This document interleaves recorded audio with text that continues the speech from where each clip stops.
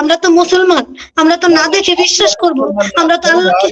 আপনি যদি এত মুসলমান হইতেন আপনি বেগানা পুরুষের সাথে কথাই বলতেন না, নিজের স্বার্থে ইসলাম মানেন না, শুধু নিজের স্বার্থে ইসলাম বিকৃত করেন না।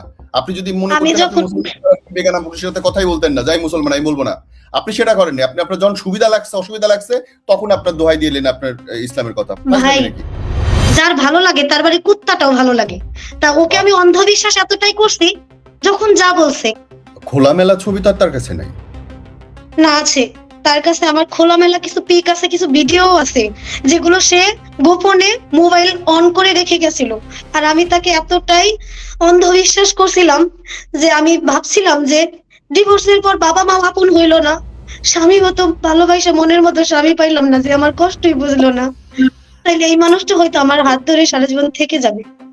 এবং কি সে তার ওয়াইফের অন্তরঙ্গ পিক গুলো আমাকে পাঠাইতো।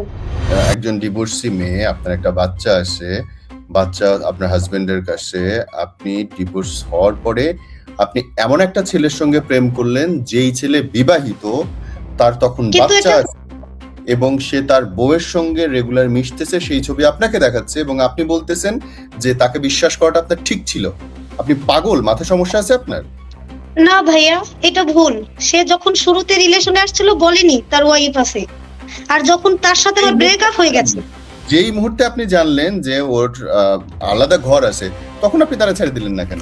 আপনি যখন ওর বাসায় গেলেন তার আগে ওর বাসা সম্পর্কে খোঁজ নেন নাই, ওর আত্মীয় স্বজন সম্পর্কে খোঁজ নেন নাই, আপনি থাকতে চলে গেলেন? না, সে আমাকে এত কিছু বলেনি, সে শুধু এতটুকুই বলছে যে তুমি আমার ঘরে থাকবা। এবং ও কি বলুক সেটা তো ম্যাটার করে না। আমি একটা মেয়ে, আমি একটা পুরুষের সাথে শুইতে যাইতেছি, তার বাসায় থাকতে যাইতেছি, আমার জানা দরকার না যে এই পুরুষটার কি ব্যাকগ্রাউন্ড কি? না ভাইয়া, আমি নতুন শহর, ফ্ল্যাট বাসা, নতুন শহর, কেউ বাসায় ছিল না। আর দ্বিতীয়ত আমাকে ঘরে তালাবন্দি করে রেখে যেত, আমাকে বাইরে থেকে তালা দিয়ে যেত। তালাবন্দি করার কথা বলতেছি না, তুমি আরেকটা পুরুষের বাসায় যাচ্ছ, তোমার তার সম্পর্কে জানতে হবে না? এবং তুমি হ্যাঁ জানছি। আপনি যাকে কোনোদিন দেখেন নাই তারে বিয়ে করার জন্য সে বললো এবং আপনি তার সাথে সুরসুর করে রওনা দিলেন তার পেছনে। ভাইয়া তার পরিবারের সবার খোঁজ নিছি, আমি সবার সাথে কথা বলছি। শুধু এই লাইনটা বলেন যে আমি চিনি না, দেখি নাই কোনোদিন, প্রথম যেদিন দেখা হয়েছে ফোনে কথা কয়ে, প্রথম দেখা হওয়ার দিনই আমি তাকে তার পিস পিস চলে গেছি তাকে বিয়ে করার জন্য। এটা আপনি বলেন যে ইয়েস এটা সত্যি? হ্যাঁ, তার বন্ধুর সাথে আমার নিতে আসছে, সে নিজে তার বন্ধুর সঙ্গে আমাকে নিতে আসছে। বিশ্বাস করেন আপনাকে আমার আর জিজ্ঞেস করার কোনো কথাই নেই। একটা মেয়ে, ডিভোর্সি বাচ্চা সহ একটা মেয়ে একটা ছেলেকে বিয়ে করার জন্য সুরসুর করে তার পেছন ধরলো এবং যেদিন তার সঙ্গে প্রথম দেখা, বিশ্বাস করেন আসলে আমার যাওয়ার একটাই কারণ ছিল, এই আমি একটা শ্বশুর বাড়িতে মাঠে কাটছি, ধান লাগাইছি, ভাটায় কাজ করলে মানুষ খোয়া ভাঙে, খোয়া ভাঙছি, আমার হাতের প্রতিটা ফসকা পড়া আছে, অথচ সেই ঘরে আমার জায়গা হয়নি। বড় বোনটা তো মায়ের পেটের বোন, তবুও তো নৃশংস আচরণ। আর বড় দুলাভাই ছিল একটু চরিত্র খারাপ, সে আমাকে বাজে অফার দেয়। আমি সেই কথা আমার বাবা মা এবং বোন দুলাভাইদের কাছে বলার পরে আমার বোন আমার উপর আরো রেগে যায়। আমি কয়েকটা প্রমাণ দিছি, যে ফোন করে যখন তখন আমি লাউড বাড়িয়ে আমার বোনের কাছে নিয়ে যাই, যে আপা দেখ দুলাভাই কিভাবে কথা বলে আমার সাথে। এক পর্যায়ে আমার বোন আমার কাছে দুইটা পা ধরে মাপ চায়, বলে তুই এখান থেকে চলে যা। মানুষ এতটা নিষ্ঠুর কেমনে হয় ভাই? বিচ্ছেদ হলেই কি মানুষ খারাপ হয়? এই যে ইকরা মারা গেছে আলভির জন্য, মারা গেলে তো সবাই ভালো বলে, বিচ্ছেদ হলে লোকে কেন খারাপ বলে? আমি আজ পর্যন্ত কোর্ট আদালত কি জিনিস কোনোদিনও আমার এক্স এর নামে একটা মামলা করি নাই, কারণ আমার মনে হয়েছিল আমি তাকে ভালোবাসি, চিরদিন সম্মান করে যাব।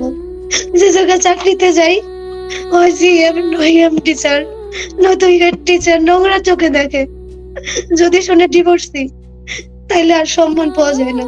যাদের ডিভোর্স হয়েছে তাদেরকে বেঁচে থাকার কোনো অধিকার নাই। আমি একটা মা হয়েও আমার সন্তানটা কেমন আছে জানি না।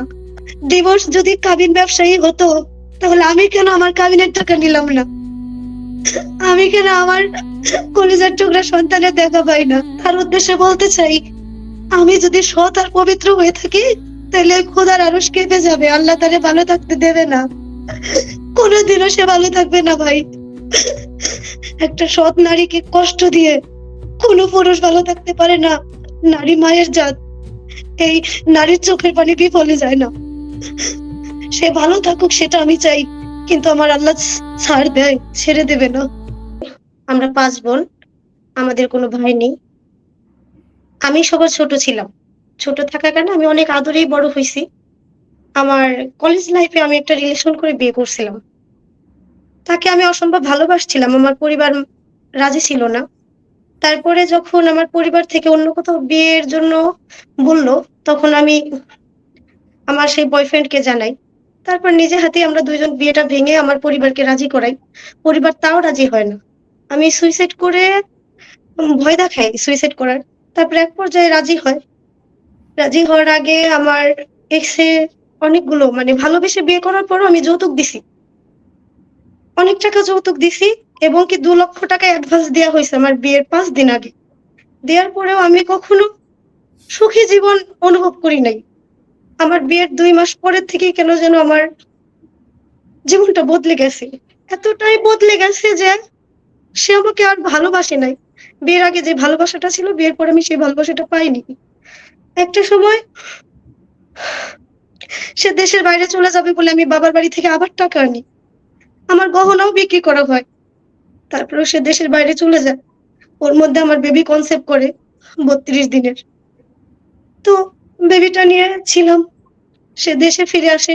ফিরে আসার পর থেকেই তার আচরণ টোটালি বদলে যায়। এক পর্যায়ে আমার সিজারের কোনো খরচাও সে দেয় না। টোটালি আমার মা দেয়। এবং কি সে অস্বীকার করে এই সন্তান নাকি তার না। তখনই তার সাথে আমার বিচ্ছেদ হয়ে যায়। সে আমার হাতে পায়ে ধরে কান্নাকাটি করে আমি আবার ফিরে আসি। ফিরে আসার পরে সে আমাকে এতটা অত্যাচার করে, মানে আমি কে আমাকে চেনে না। আমি ওই সিজারের ক্ষত নিয়ে ১৩ দিনের বাচ্চা নিয়ে তার বাসায় আসি। সে রাত ১২টার দিক পর্যন্ত আমার ঘরে তোলে না। আমি সন্ধ্যা ৭টার দিকে তার বাসায় পালায় আসি আমার বাবা-মাকে রেখে। তবু সে আমার ঘরে তোলে না। ঘরে না তুললে বরং আরো চেয়ারম্যান মেম্বার ডেকে আমার পরিবারকে অপমান করে। এক পর্যায়ে রাত ৩টার দিকে আমাকে ঘরে তোলে আমার ১৩ দিনের বাচ্চা আমার কোলে। সবশেষে যখন তার অত্যাচার সহ্য করতে পারলাম না, তখন আমি ভেবে নিলাম যে আমার বাবা-মা বলে কেউ নাই, আমি তার কাছেই মরবো। কারণ মেয়েদের বিয়ে তো একবারই হয়। আমার ৬-৭ বছরের সংসারে আমি একটা দিন বাবার বাড়িতে যাই নাই। শুধু যেদিন সিজার হবে তার আগের দিন আমি বাবার বাড়িতে গেছি। তারাই পাঠায় দিছে খরচ বহন করার ভয়ে। তারপরে একদিন এরকম সহ্য করতে, করতে সে কথায়, কথায় আমার কাছে ডিভোর্স চায়। কথায়, কথায় ডিভোর্স চায়। শুধু বলে আমাকে আজকে ডিভোর্স দে। আজকে তুই গেলে কালকে আমি নতুন বউ আনবো। তোর থেকে সুন্দরী শিক্ষিত আনবো।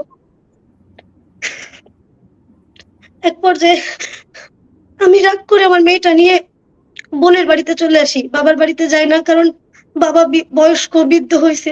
আমার তো কোনো ভাই নাই। কার কাছে যাব? বড় বোনের বাড়িতে আসি।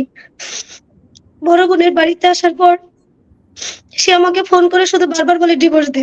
আমার বড় বোন তার হাতে পায়ে ধরে, ভাই যা হইছে হইছে, মেয়ের মুখের দিকে তাকিয়ে সংসারটা মিলিয়ে নাও। বড় দুলাভাই অনেক রিকোয়েস্ট করছে, সে মানবে না। তার পরিবার বলে এক বউ গেছে, আরো 10টা বউ আইবে, সমস্যা কি? তো তাদের পরিবারের আশকারায় সে অন্য অন্য জায়গায় মেয়ে দেখে আর আমাকে বলে তালাক দে, তালাক দে। তুই আজকে তালাক দিলে আমি কালকে পদ্মা নদী থেকে গোসল করে আসবো। তো আমার মনের মধ্যে জেদ হয়েছে, কষ্ট হয়েছে। এই কি ভালোবাসার প্রতিদান? তখন আমি তাকে ডিভোর্স পেপার পাঠাই। সেই রাতেই তার বন্ধুরা আসে আমাকে নিতে, কিন্তু সে আসে নাই। সে আসলে আমি ফিরে যেতাম। সে না আসায় আমি সিদ্ধান্ত নিছি আর কোনোদিন ফিরে যাব না, কারণ ক্ষমা বারবার করা গেলেও বিশ্বাস একবারই। তারপর আমার মেয়েটা নিয়ে আমি ১.৫ মাস ভালোই ছিলাম। একদিন সে দেখা করার কথা বলে আমার মেয়েটাকে নিয়ে যায়। নিয়ে গিয়ে হুমকি দেয়, নানাভাবে হুমকি। আমার বাড়িতে আগুন ধরায় দেয়, আমার বাড়িতে কুপায়, আমাকে তুলে নেওয়ার হুমকি দেয়, আমাকে অ্যাসিড মারার চেষ্টা করে, নোংরা ভাষা, নোংরা নোংরা লোক দিয়ে আমাকে ব্ল্যাকমেইল করে। আপনার বিরুদ্ধে এক তার এত পর্যায়ে আমি আমার রাগ কিসের এত আপনার বিরুদ্ধে বোন? তার কথা, তুই আমার হাতে পায়ে ধরে আমার পায়ের নিচে থেকে যা। কিন্তু আমি চাইছি, আমি কখনো তার বকা দিছে আমি একটা রিপ্লাই বকা দেই নাই। তার নির্যাতন আমি সহ্য করে গেছি, কখনো তাকে বলি নাই। এবং কি সে আমার গায়ে হাত তুলছে, আমার শরীরে যখন দাগ হয়ে গেছে আমি আমার বাবা মাকে বলছি আমি পড়ে গেছিলাম টিবল পাড়ে, তাই হয়তো গায়ের অংশগুলো লাল হয়ে আছে। কখনো বলি নাই, কিন্তু সে এত কেন রাগ আমি তা জানি না। সে বলে তুই আমার থাকবি এবং কি আমি তোরে ছাড়বো না, কিন্তু বারবার তালাক চাইতো। মানে কেন চাইতো, কেন করতো, আমি এটাই বুঝতে পারি না। এক পর্যায়ে তার পরিবারের সবাই বলে বউ গেলে বউ পাওয়া যায়। আর সবচেয়ে বড় কথা, আমার তো ভাই নাই, আমাকে মেরে ফেললেও আমার সাপোর্ট করার মতো কেউ নাই। বৃদ্ধ বাবা তো কখনো আর দাবি নিয়ে যেতে পারবে না, বড় ভাই থাকলে হুমকি দিত। তো এমন অবস্থায় আমি কুল খুঁজে পাইনি। পরে তাকে ছেড়ে চলে আসছি। 9 দিন পরে তাকে ডিভোর্স দিছি। সে বারবার ডিভোর্স দিয়েছে বলেই ডিভোর্স দিছি, কিন্তু ডিভোর্সের পর 23 দিন পর সে আমাকে কিছু মেয়ের সাথে তার পিক পাঠাইতো আর বলতো তুই চলে গেছিস, কত সুন্দর সুন্দর মেয়ে আমার বিয়ে করার জন্য রাজি। পরে সে বিয়ে করার পিকটা পর্যন্ত আমাকে দেয়, এবং বিয়ের দিন তার বাসা আমার বাসার খুব কাছাকাছি, 5 মিনিটের ডিফারেন্ট। সে ধুমধাম অনুষ্ঠান করে বিয়ে করে, যে অনুষ্ঠানটা আমাদের বিয়েতে করা হয় নাই। আমার বাবার বাড়ির টাকা অ্যাডভান্স দেওয়া হয়েছে 2 লক্ষ টাকা, তবু আমাদের বিয়েতে অনুষ্ঠান হয় নাই। আমার বাবা গরিব ছিল বলে কোথায় কোথায় খোঁটা দিত, বাবা মা তুলে বকা দিত। এই আমিটা শ্বশুর বাড়িতে মাঠে কাটছি, ধান লাগাইছি, ভাটায় কাজ করলে মানুষ খোয়া ভাঙে, খোয়া ভাঙছি। আমার হাতের প্রতিটা ফোসকা পড়া আছে, অথচ সেই ঘরে আমার জায়গা হয়নি। সে বিয়ে করে সুখী আছে, তার একটা ছেলে হয়েছে, কিন্তু সব শেষে সে কি করলো, এখনো আমার পিছনে পড়ে আছে, এখনো আমার উপর অত্যাচার করতেছে। কিভাবে আমাকে ব্ল্যাকমেল করা যায়, কিভাবে আমাকে ছোট করা যায়, আমাকে মেরে ফেলা যায়, সেই প্ল্যান করেই যাচ্ছে। আর ওই সুযোগটাই আমার বড় বোন আর বড় দুলাভাই নিল। বড় বোনটা তো মায়ের পেটের বোন, তবুও তার নৃশংস আচরণ। আর বড় দুলাভাই ছিল একটু চরিত্র খারাপ, সে আমাকে বাজে অফার দেয়। আমি সেই কথা আমার বাবা মা এবং বোন দুলাভাইদের কাছে বলার পরে আমার বোন আমার উপর আরো রেগে যায়। আমি কয়েকটা প্রমাণ দিছি, যে ফোন করে যখন, তখন আমি লাউড বাড়িয়ে আমার বোনের কাছে নিয়ে যাই, যে আপা দেখ দুলাভাই কিভাবে কথা বলে আমার সাথে। এক পর্যায়ে আমার বোন আমার কাছে 2টা পা ধরে মাপ চায়, বলে তুই এখান থেকে চলে যা। অথচ আমি আমার গ্রামে টিকতে পারতেছি না আমার এক্স হাজবেন্ডের জন্য। বোনের কাছেও থাকতে না পারলে আমি কই যাব। আমার বোন আমার রাতে বের করে দেয়, সকালে এসে আমার মা নিয়ে যায়। আমার মা যখন আমাকে নিয়ে যায়, আমার মা আমাকে 3 মাস রাখে আমার মায়ের কাছে। বিচ্ছেদ হওয়ার পর আমি এতটা ভারী হয়ে গেছি, আমার মায়ের কাছে আমি ভালো থাকতে পারি নাই। এক মুঠো ভাতের যে দাম, আমি আত্মহত্যা করতে রেল ট্রেনের নিচে মাথা দিতে গেছি, সেখানে এক ফার্মেসি ভাইয়া আমাকে বাঁচায়। সে নিজে এসে আমার বাড়িতে দিয়ে যায়। দিয়ে যাওয়ার পরে আমার মাই বলে এইখানে তুই যদি থাকিস তাহলে আমি থাকবো না। আমার বাবাকে অপশন দেয়, হয় মেয়ে থাকবে নয় আমি থাকবো। তখন আমি আমার আব্বুরে কইলাম তোমরাই থাকো, আমি চলে যাই। তখন আমরা তো 5 বোন, আমার 4 নাম্বার যে বোন, ছোট বোন বলি, আমার ছোট আপার কাছে আসি। ছোট বোন আর ছোট দুলাভাই আমার জন্য ফ্ল্যাট বাসা নেয়, 2টা রুম নেয়, একটা রুমে আমি থাকি। আজ আমার বিচ্ছেদের প্রায় 2 বছর। এই 2টা বছর আমি আমার দুলাভাইয়ের কাছেই থাকি, ছোট বোনের কাছে। এরা যেন আমার মা মা বাবার মতো ভালোবাসে, এতটা ভালোবাসা আমার মনে আমি পাই নাই আমার বিচ্ছেদের পর। তো এত কিছু হওয়ার পরও আমার বড় দুলাভাই আমার পর কুত্তার মতো লেগে আছে, তার শহরে আছি কেন থাকবো। তো এই সুযোগটা নিতে নিতে যখন আমি একটু স্বাভাবিক জীবনে ফিরে আসছি, 7 মাস আগে, 7 মাস আগে স্বাভাবিক জীবনে ফিরে আসায় অনলাইনে একটা মানুষের সাথে আমার কথা হয়। কথা হলে আমি তাকে সবটা বলি। তার বাসা মাদারীপুর, থাকে ঢাকা ক্যান্টনমেন্ট, একটা কাপড়ের দোকান করে। তো তার সাথে কথা হওয়ার পর সে আমাকে বলে না যে তার ঘরে ওয়াইফ আছে। সে বলে আমার ওয়াইফের সঙ্গে সম্পর্ক ভালো না, আর 7-8 মাস তার সাথে আমার কোনো কথা হয় না। যাই হোক, তোমার সব কথা শুনে ভালো লাগছে, তুমি একটা সত্যবাদী প্রতিবাদী মেয়ে। এইভাবে এভাবে বলতে বলতে তার সাথে আমার একটা রিলেশন হয়ে যায়। রিলেশন হলে তার সাথে আমার কথা হলো, দেখা হলো।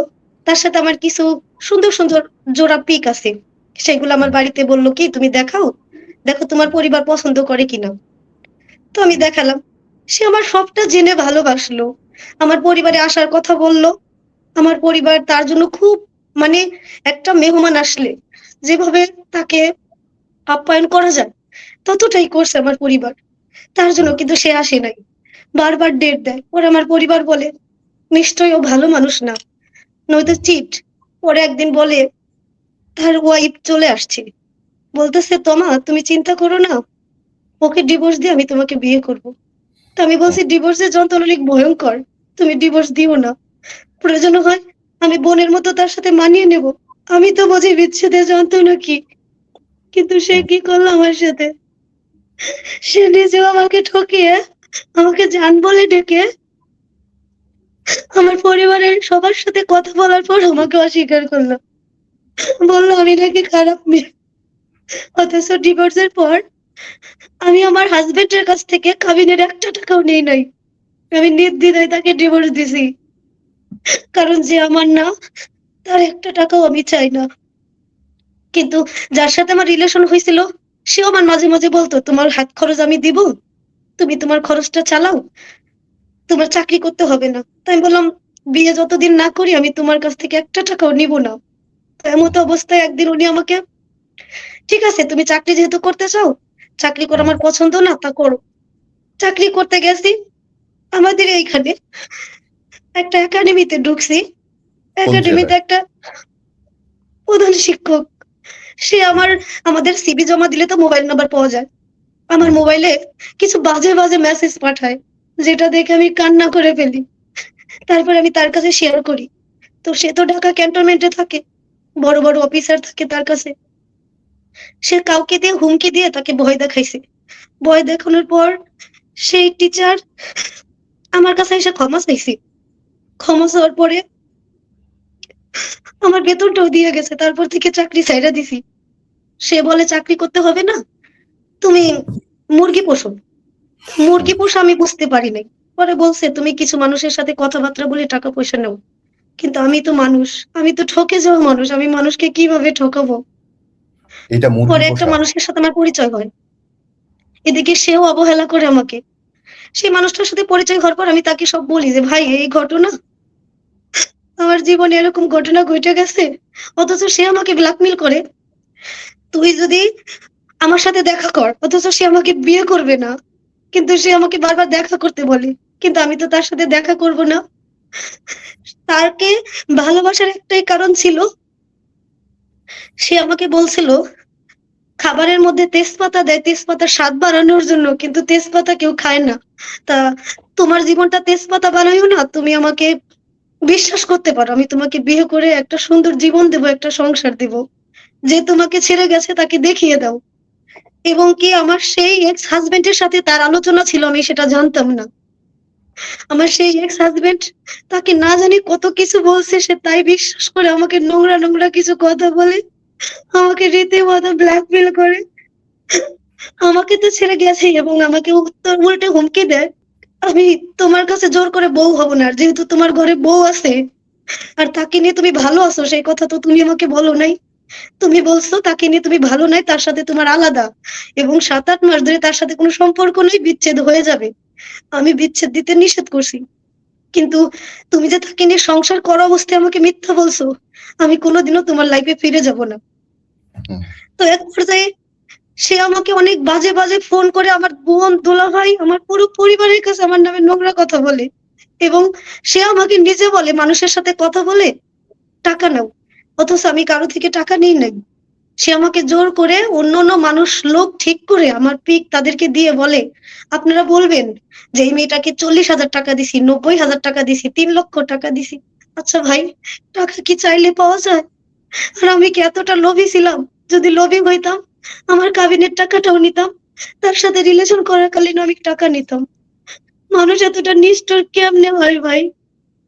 আজ পর্যন্ত আমার এক্স হাজবেন্ড আমার সেই কোলের বাচ্চাটার সাথে দেখা করতে দেয় না। আমি জানি না তার সাথে আমার কিসের শত্রুতাই ছিল, কিন্তু আমি চাইছিলাম জীবনে বিয়ে একটাই হোক, সংসার একটাই হোক। বিচ্ছেদ হলেই কি মানুষ খারাপ হয়? এই যে ইকরা মারা গেছে আলভির জন্য, মারা গেলে তো সবাই ভালো বলে, বিচ্ছেদ হলে লোকে কেন খারাপ বলে? আমি আজ পর্যন্ত কোর্ট আদালত কি জিনিস কোনোদিনও আমার এক্স এর নামে একটা মামলা করি নাই।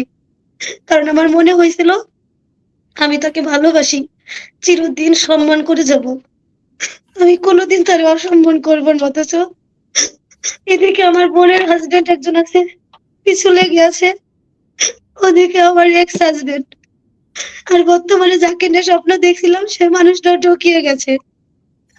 কি করবো ভাই, আমি পরিবারে না দেখতে পারতেছি মুখ, না পারতেছি বাঁচতে, কোন আমি কি করব?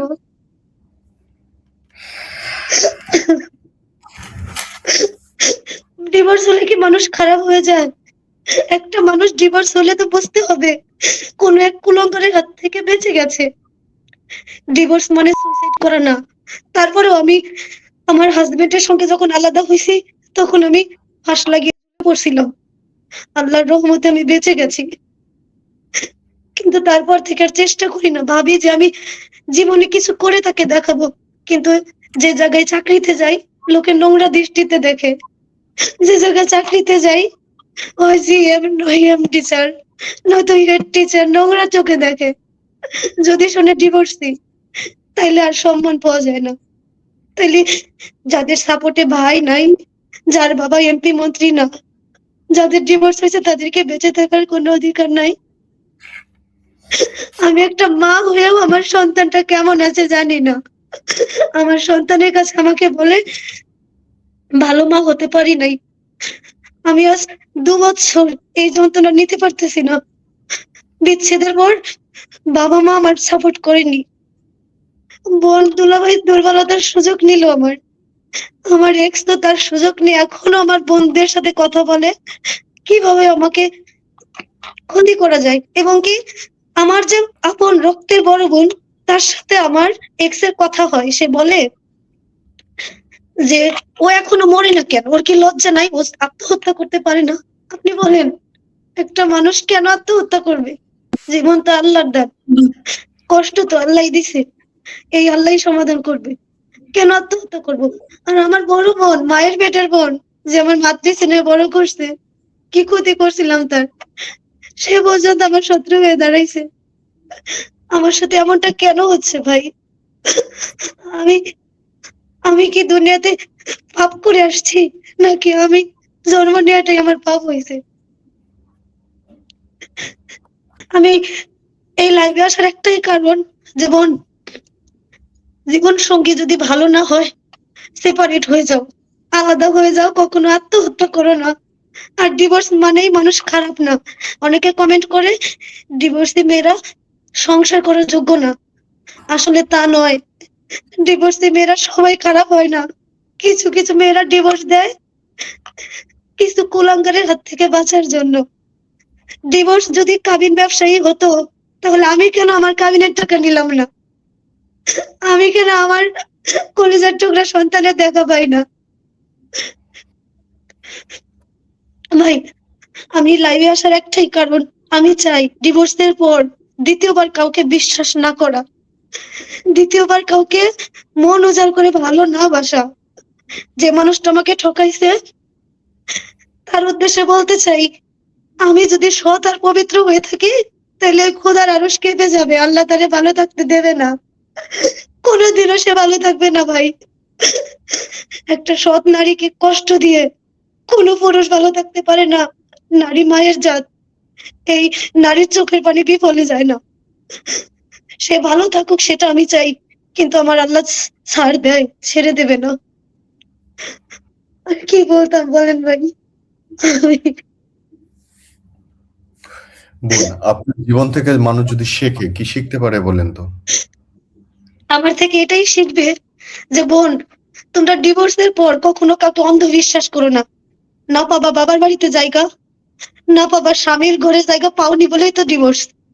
ডিভোর্সের পর কখনো অন্ধবিশ্বাস করো না, চেষ্টা করো নিজের যোগ্যতায় কিছু করার, আল্লাহর উপর ভরসা করো, অবশ্যই আল্লাহ ভালো কিছু দেবে।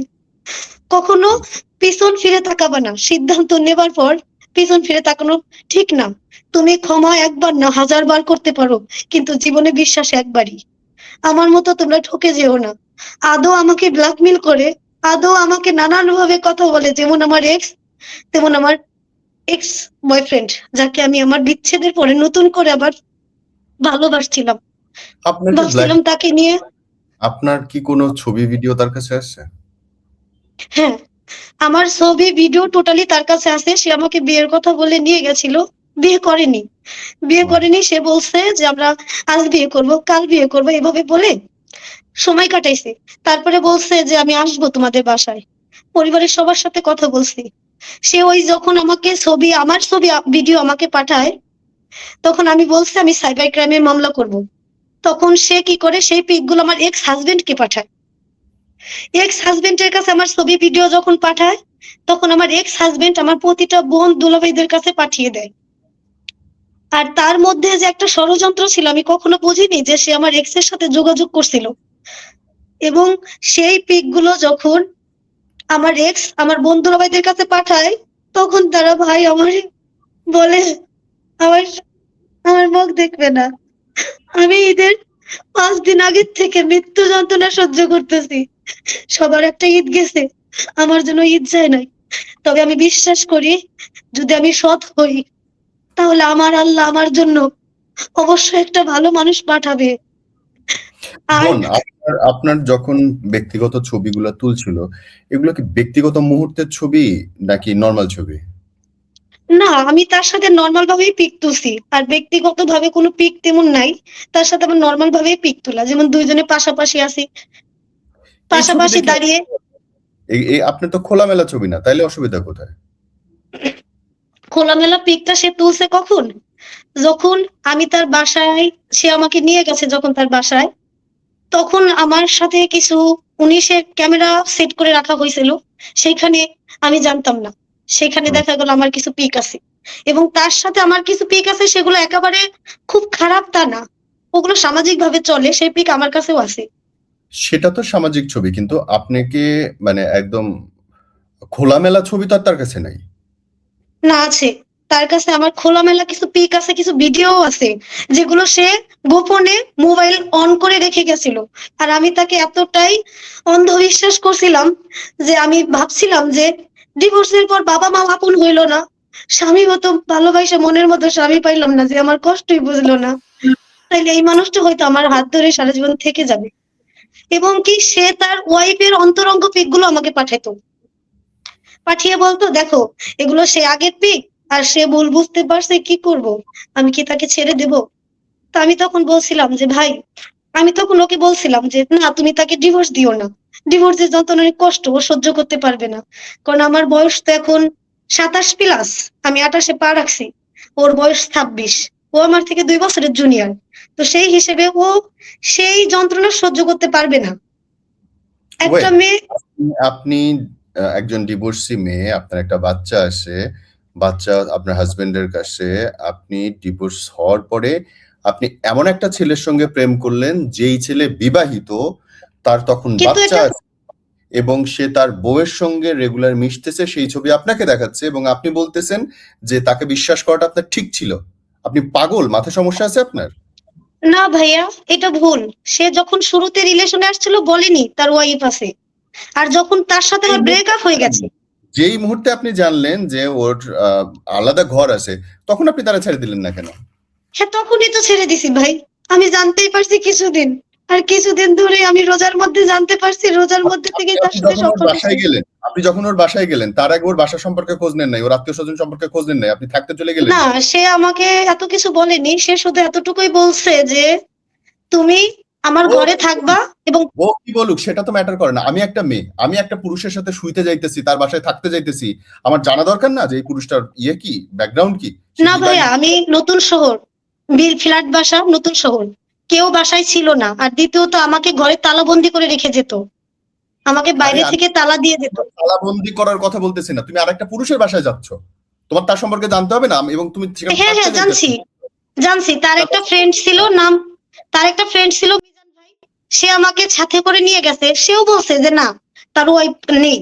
সেও ও বলছে। শোনা ভাই, বাইরে বাইরে তুমি তার কাছে থাকতে যাইতেছো মানে তোমার অলমোস্ট একটা লিভিং রিলেশনে যাইতেছো, একটা অবৈধ কাজে যাইতেছো। না না, তখনই তোমার এরকম ইচ্ছে কথা হবে। ছিল না। সে বলছে তুমি এখন আসবা, তোমাকে বিয়ে করে বাসায় পাঠিয়ে দেবো। সে নিজে এসে আমাকে নিয়ে গেছে। নিয়ে গেছে কোথায়? বিয়ে করবে কোথায়? বাসায় বিয়ে করবে? বিয়ে তো করে কাজী অফিসে বা ম্যাজিস্ট্রেটের কাছে কাজী বা অফিসে। সে তো একটা সে একটা ঢাকা ক্যান্টনমেন্টে থাকে। সে আমাকে তখন বলছে চলো ওইখানে গিয়ে আমরা বিয়েটা করে নেব।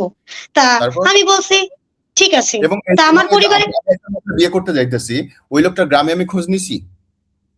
না, ওর লোকটা গ্রামে বলতে কি ওর আশেপাশে কয়েকটা বন্ধুর সাথে আমার কথা বলাই দিছে, বান্ধবীর সাথে কথা বলাই And দিছে। here is the case, and here is the case. আপনি ভাই 18 বছরের 16 বছরের কিশোরী না, আপনি একটা কমপ্লিটলি ডিভোর্সি মা। আপনি আরেকজন বিয়ে করতে যাইতেছেন, তার গ্রামের বাড়িতে আপনি খোঁজ নেবেন না যে তার গ্রামের বাড়ি বউ আছে কিনা, তার গ্রামের বাড়ি কি তার অবস্থা, পরিবারের কি তার অবস্থা। বাবা মায়ের সাথে আমার কথা বলাই দিছে, তার বাবা মার সাথে আমার কথা বলাই দিছে, কিন্তু ফোনে আরে ভাই আমি ঠিকানা ফোনে দেয়নি। কথা বলতেছি এক জিনিস, আর আমি নিজে গিয়ে যাচাই করবো না এটা খেললাম খেলা হইছে। তার বিয়ের আগে ঠিকানাটা মানুষ তো আমাকে যাচাই করে না। দেয়নি, ওর তার ঠিকানা ঠিকানা আমাকে দিয়ে দেয়নি। তারপর আপনারা বিয়ে করার জন্য রাজি হয়ে গেছেন।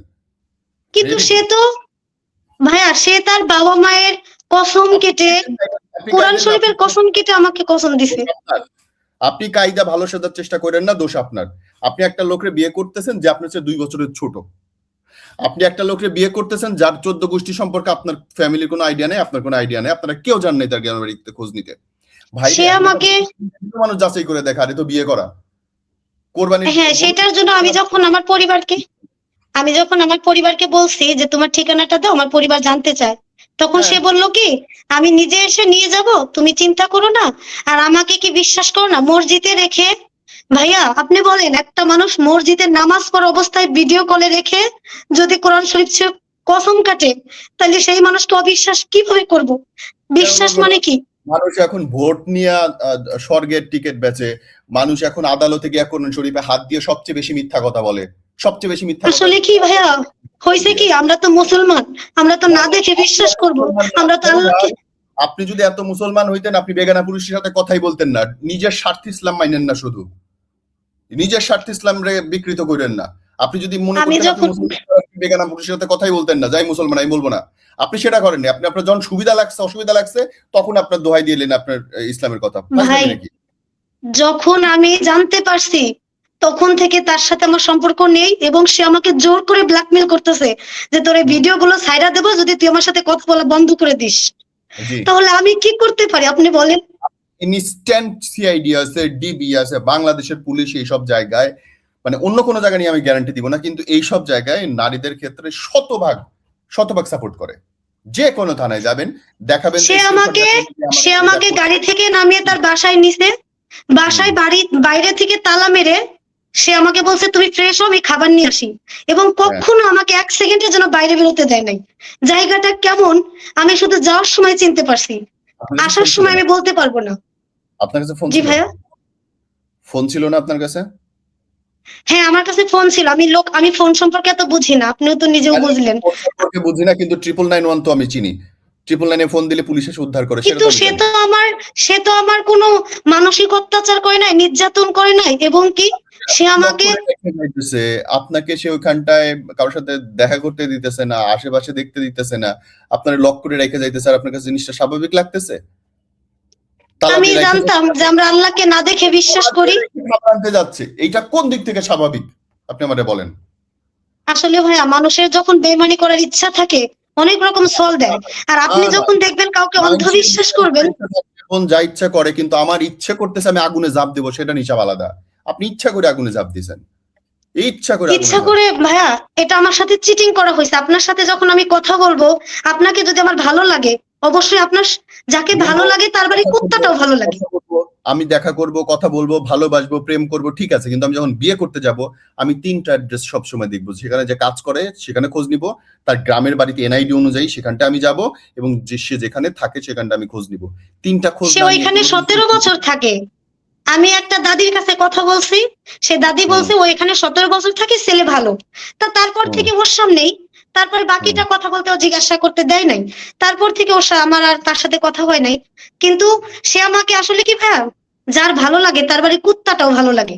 তা ওকে আমি অন্ধবিশ্বাস এতটাই করছি যখন যা বলছে, কিন্তু একটা সময় ও আমাকে বলল যে তুমি যদি এখন আমার কাছে উঠে চলে আসো, হ্যাঁ আমি তোমাকে বিয়ে করতে পারবো, কিন্তু দিন শেষে কি হবে?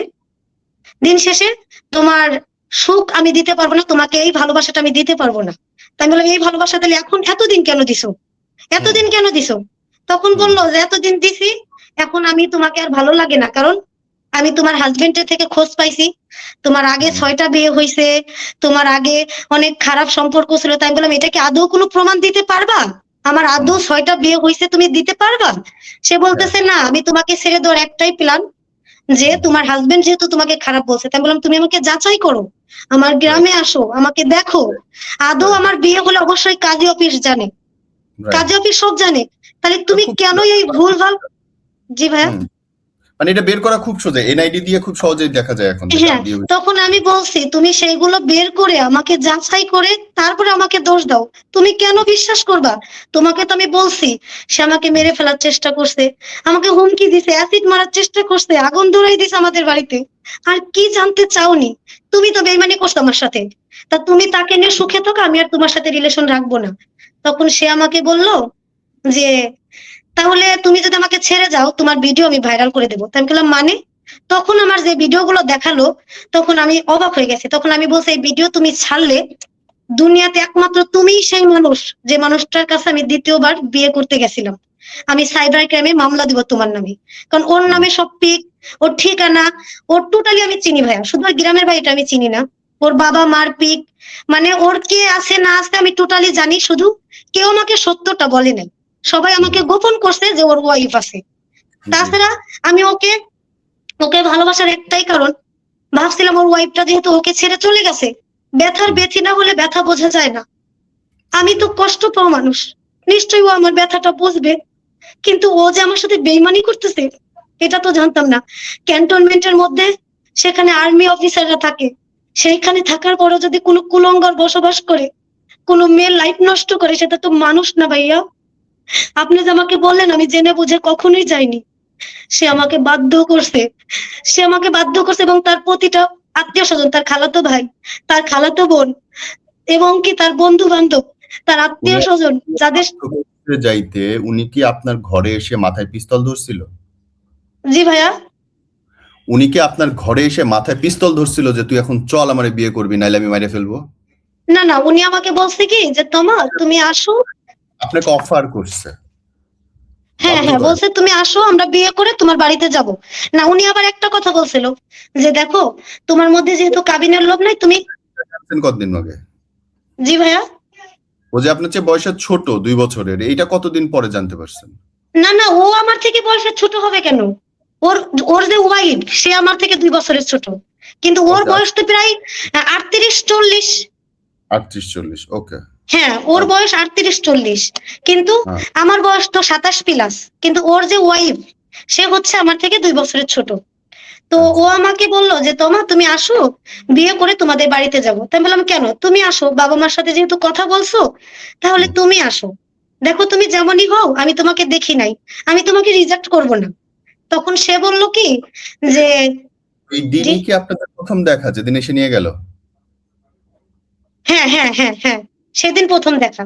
তা আমি বলছি তুমি যদি প্রতিবন্ধীও হও আমি তোমাকে কখনো ছেড়ে যাব না, কারণ আমার মধ্যে টাকার লোভও নাই, অহংকারিতাও নাই, তা আমি তোমার নিয়ে থাকবো। বলতেছে আপনি যাকে কোনোদিন দেখেন নাই তারে বিয়ে করার জন্য সে বললো এবং আপনি তার সাথে সুরসুর করে রওনা দিলেন তার পেছনে? ভাইয়া তার পরিবারের সবার খোঁজ নিছি, আমি সবার সাথে কথা বলছি। শুধু এই লাইনটা বলেন যে আমি চিনি না, দেখি নাই কোনোদিন, প্রথম যেদিন দেখা হয়েছে ফোনে কথা কয়ে, প্রথম দেখা হওয়ার দিনই আমি তাকে তার পিস পিস চলে গেছি তাকে বিয়ে করার জন্য। এটা আপনি বলেন যে ইয়েস এটা সত্যি? হ্যাঁ, তার বন্ধুর সাথে আমার নিতে আসছে, সে নিজে তার বন্ধুর সঙ্গে আমাকে নিতে আসছে। বিশ্বাস করেন আপনাকে আমার আর জিজ্ঞেস করার কোনো কথাই নেই। একটা মেয়ে, ডিভোর্সি বাচ্চা সহ একটা মেয়ে একটা ছেলেকে বিয়ে করার জন্য সুরসুর করে তার পেছন ধরলো এবং যেদিন তার সঙ্গে প্রথম দেখা, বিশ্বাস করেন আসলে আমার যাওয়ার একটাই কারণ ছিল ভাইয়া, আমার কথা আপনি না মানলেও একটাই কারণ, এটা মানতে হবে, পাচ্ছিলাম না পরিবারের সাপোর্ট। দেখি নাই আগে 10টা দিন আমি ঘুরি নাই, আমি জানি না তার চরিত্র কি। আমি সে তার শহর আমার শহর তো অনেক দূর, আমার শহর থেকে তার বাসা অনেক দূর। টাইম নেন, 2 দিন বিয়ে করার কি আছে? কি ঠেকা পড়লো যে আমার প্রথম দর্শনেই প্রথম যেদিন দেখা হবে সেদিন আমি তোমার সাথে সুরসুর করে বিয়ে করতে চলে গেলাম? তার সাথে আমার 2 মাস কথা হয়েছে, 2 মাস কথাতে আমি ডিসিশন নিছিলাম। আমি ডিসিশন নিছি এই কারণেই যে যেহেতু আমি পরিবারের কাছে আমি কোনো ঠাঁই পাচ্ছি না, চাকরি করতে গেলেও মানুষ অবহেলার চোখে দেখে। আর সে বলছে, এই জন্য জি গর্তে ভাইয়া, লাফ দিয়ে পড়ছে। বাংলাদেশে তো আর মেয়েরা, ডিভোর্সি মেয়েরা, সিঙ্গেল মেয়েরা কাজ করে খাইতেছে না, আমার আমার নিজের পেট চালানোর কোনো ক্ষমতা নেই, রাস্তা থেকে কোনো ডাকাত আসলো, চোর আসলো, আমি লাফ দিয়ে গিয়ে তার কাছে পড়ে গেলাম যে আমাকে নিয়ে ভাইয়া যাও। আমি আমার লাইফে আমার বিচ্ছেদের পর 3 জায়গায় চাকরিতে গেছি, 3টা একাডেমিতে, 3টা একাডেমির এমডির নাম সহ আমি বলে দিতে পারবো তারা কেমন চরিত্র, ক্যারেক্টারলেস একটা মানুষ। অসহায়তার সুযোগ মানুষের কিভাবে নেয়। আপনার কি ধারণা আছে বাংলাদেশে কত মানুষ শুধু ফেসবুক কেন্দ্রিক ব্যবসা করে চলতেছে? কিছু না পারে, আমি কোনোদিন, ইলেকট্রিক রিক্সা চালাইতে পারে। ঢাকায় আমি অন্তত 4 জন মেয়ের নম্বর আমার কাছে সেভ আছে, সম্মানিত 4 জন রিক্সাওয়ালা মহিলা। আসলে মনের মধ্যে যখন জেদ চলে আসে, অন্যায় বাচ্চা বাইরে তারা রিক্সা চালায়, কই তাদের তো ভাইয়া হইতেছে না। একে হচ্ছে, আমার কথা শুনেন, একে হচ্ছে কোনোদিন আমি বাইরে থেকে মার্কেটে যাই নাই নিজের পছন্দ একটা জামা কিনতে, আমি বাইরের জগৎ চিনি না। বিয়ে করতে আমি মার্কেটে আর যাই নাই, সেই আমিটা, আর বিয়ে করতে চলে গেলাম, সেটা জায়েজ। চিনি না, সেটা জানি তো না, সহজ একদিনে যায়নি। শোনেন, মানুষের ভিতরে কখন কষ্ট হয়। ওটা তো আপনি প্রথম দেখা, প্রথম দিনই তো গেলেন। প্রথম দিন বলতে কি, আমার লাইফে আমার বিচ্ছেদের আগেও আমি কোনোদিন মার্কেট কি জিনিস চোখে দেখি নাই, বাজার করে খাই কিভাবে আমি জানতাম না। বিচ্ছেদের পর যখন সবার অবহেলা পাইলাম, তখন সবার লাথি গুতা খাইতে খাইতে টুকটাক পথ চলতে শিখলাম। আর যখন পথ চলতে শিখলাম তখনই তার সাথে দেখা, ভাবলাম মরেই তো যাব, শেষ জীবনটা চেষ্টা করি তার হাত ধরে বাঁচার, যেহেতু সে আমাকে বোঝালো। বোন, আপনার সঙ্গে আমি অনেক জোরে জোরে চিল্লাইছি, আমি মাফ চাই, সেই কারণে খুব ক্ষমা চাই। কিন্তু আমার বোন হইলেও আমি ঠিক সেম ভাবেই চিল্লাইতাম, এবং সে যা ভুলগুলা করছে তার কাছে পরিষ্কার হওয়া জরুরি, যেগুলো আপনি করেছেন, এবং সেগুলো আমি বলার চেষ্টা করেছি। কিচ্ছু হয়নি, বিশ্বাস করেন, কিছুই হয়নি। আপনার ছবি ভাইরাল করতে চাই, এটা ওইটা করতে চাই, আপনি কেস করে দেন, সব ঠান্ডা হয়ে যাবে, আপনি বিচার এটা পাবেন। অথবা আপনি নিজের মতো করে সুন্দর করে জীবন গঠনের চেষ্টা করেন। মানুষ অনেক অনেক বড় বড় বিপদ আপদ পার করে বোন চলতেছে, এবং তারা সবাই ভালো আছে, আলহামদুলিল্লাহ। নিজের উপরে ভরসা রাখেন, আগান, বাকিটা আল্লাহ আপনাকে ভাইয়া দেখে। আর থ্যাংক একটা ইউ। কথা বলতে চাই, আরেকটা কথা বলতে চাই যে আমি জানি আপনার থেকে কথা বলে, আপনার ভিডিওগুলো দেখে আমার মনে সাহস লাগছে বলে আজকে আপনার সাথে শেয়ার করার পর আমার আরো ভালো লাগছে যে ভাই আমি বাঁচতে পারবো, আমি লড়তে পারবো। এখন আমার এত সাহস হয়েছে যে আমি নিজেই নিজের সাথে যুদ্ধ করে বাঁচতে পারবো এবং আরো 10 জনের সাথে যুদ্ধ করতে পারবো। আমি আপনার ভিডিওগুলো দেখার পর মনের মধ্যে এত সাহস পাই। আর আমি নিজেই তাকে ছেড়ে দিছি ভাই, বুঝছেন, যখন জানতে পারছি যে সংসার স্টাডি কন্টিনিউ চলছে, কিন্তু সে আমাকে রীতিমতো ইউজ করার জন্য আমাকে ব্ল্যাকমেল করে। আমি তাকে মামলা দেওয়ার ভয় দেখাতে সে এখন চুপটি করে আছে। এই জাস্ট 7-8 দিন সে আমাকে আর হুমকি দিচ্ছে না। তা আমি আপনাদের সবার কাছে ভিডিও দেওয়ার এই ও হচ্ছে ভিডিও দেওয়ার কারণ যে এখন আমার ডিসিশনটা কি হতে পারে, আমি কি আইনগত ব্যবস্থা নিব, কারণ আমি তার বউ হওয়ার আর ইচ্ছা নাই আমার তার বউ হওয়ার। এই ভিডিও নিচে জি, যারা দেখতেছে তারা নিশ্চয়ই আপনাকে কমেন্ট করে জানাবে যে তারা কি মনে করে আপনার এখন কি করা উচিত। সো আপনিও বলতে পারেন দর্শকদের উদ্দেশ্যে যে আপনারা জানেন আমার কি করা উচিত। এখন আমি দর্শকের উদ্দেশ্যে এতটুকুই বলতে চাই যে আমরা অন্ধবিশ্বাস করতেই পারি, কারণ আমরা আল্লাহকে না দেখে বিশ্বাস করি। জীবনে কয়েকটা জিনিস না দেখে বিশ্বাস করি, যেমন ব্যথা, আঘাত, বাতাস এবং আল্লাহ। আমরা এদেরকে না দেখে বিশ্বাস করি, তাই মানুষকে না দেখেই বিশ্বাস করে ফেলি মানুষের কথা শুনে। তো যাই হোক, আমার মতো ভুল কেউ করেন না। আর আপনাদের কাছে একটাই কথা বলতে চাই যে আমি তো তার সত্যটা জানার পর আমি চাই না কোনো নারীর ঘর ভাঙুক, কারণ আমি যখন জানতে পারছি তার ওয়াইফ আছে তখন থেকেই তার লাইফ থেকে সরে গেছি। এখন সে আমাকে রীতিমতো ব্ল্যাকমেল করতেছে, সে নিজেও আমাকে বিয়েও করবে না এবং কি সে আমাকে ছেড়েও দিচ্ছে না। এখন এই হিসেবে আপনাদের সবার কাছে মতামত চাই, আমার কি করা উচিত। আদৌ কি আমি আইনগত কোনো ব্যবস্থা নিব, নাকি আপনারা একটা আমার পরামর্শ দেন, আমি আপনাদের কাছে পরামর্শ চাই। তো ভাইয়া আমার ফেসটা কিন্তু আপনি ঘোলা করে দিবেন। হ্যাঁ, আর একটু গুলা করে দেবেন।